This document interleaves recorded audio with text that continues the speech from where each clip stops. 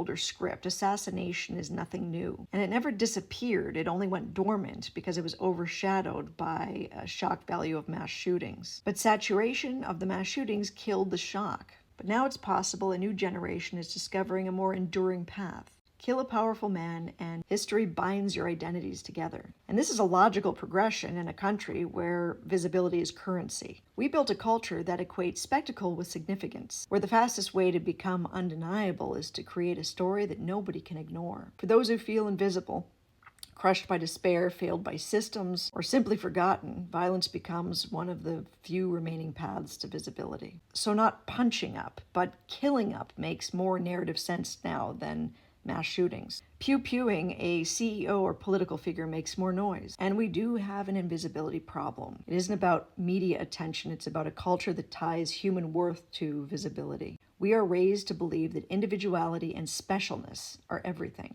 That being seen is proof of existence. Like, if no one's watching, are you even real?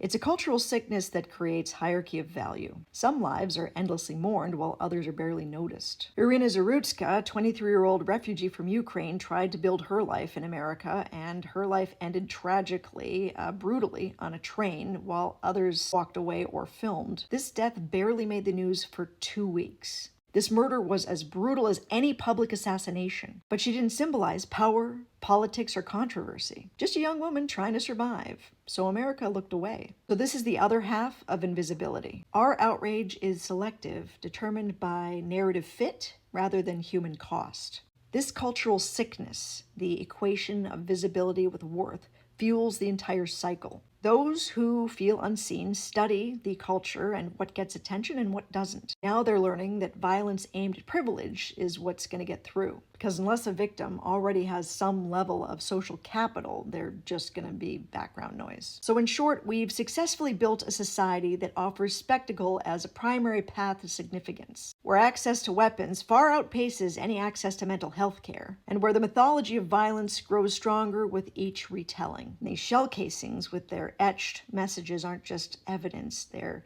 recruitment for any young man who feels invisible. This isn't about evil men. It's about a culture that has made invisibility unbearable. And violence is now becoming the most dependable way to be seen.